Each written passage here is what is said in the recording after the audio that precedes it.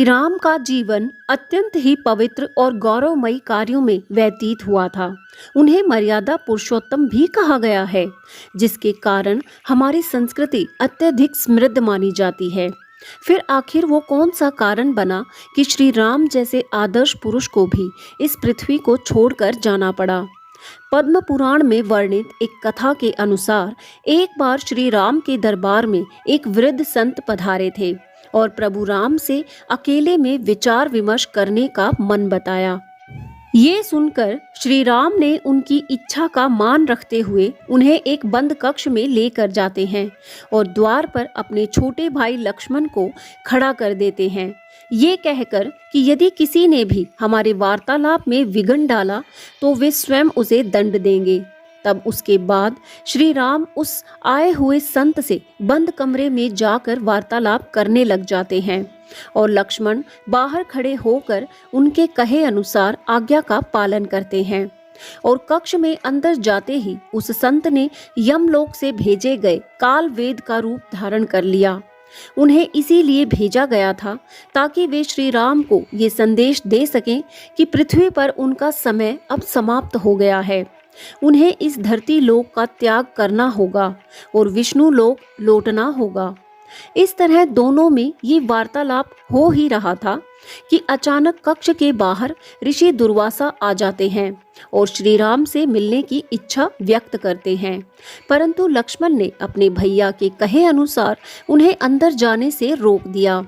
इस बात पर ऋषि दुर्वासा को क्रोध आ जाता है और अपनी बात से पीछे हटने का नाम भी नहीं ले रहे थे।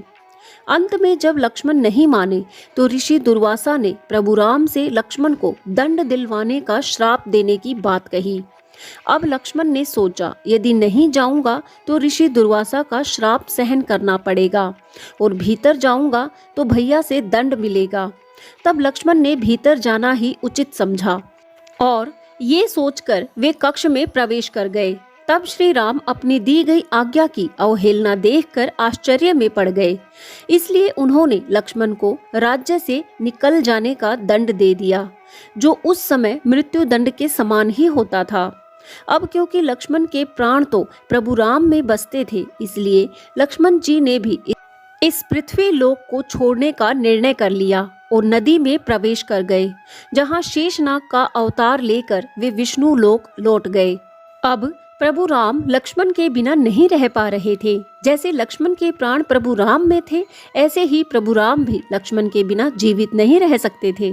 इसलिए श्री राम ने अपना राज्य अपने पुत्रों और अपने भाइयों के पुत्रों को सौंपकर पृथ्वी लोक से चले जाने का निर्णय कर लिया और प्रभु राम ने भी नदी में जाकर विष्णु का रूप लिया और विष्णु लोक पहुंच गए।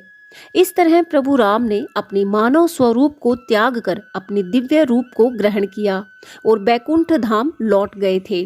पृथ्वी लोक पर अपने कर्तव्यों को पूरा करके प्रभु श्री राम अपने बैकुंठ धाम लौट जाते हैं। इस तरह श्री राम ने पृथ्वी को त्यागा था। उम्मीद है ये प्रसंग आपको अच्छा लगा होगा। अगर हाँ तो वीडियो को लाइक शेयर करें, चैनल को सब्सक्राइब करें ऐसे ही ज्ञानवर्धक वीडियोस के लिए। जय श्री राम।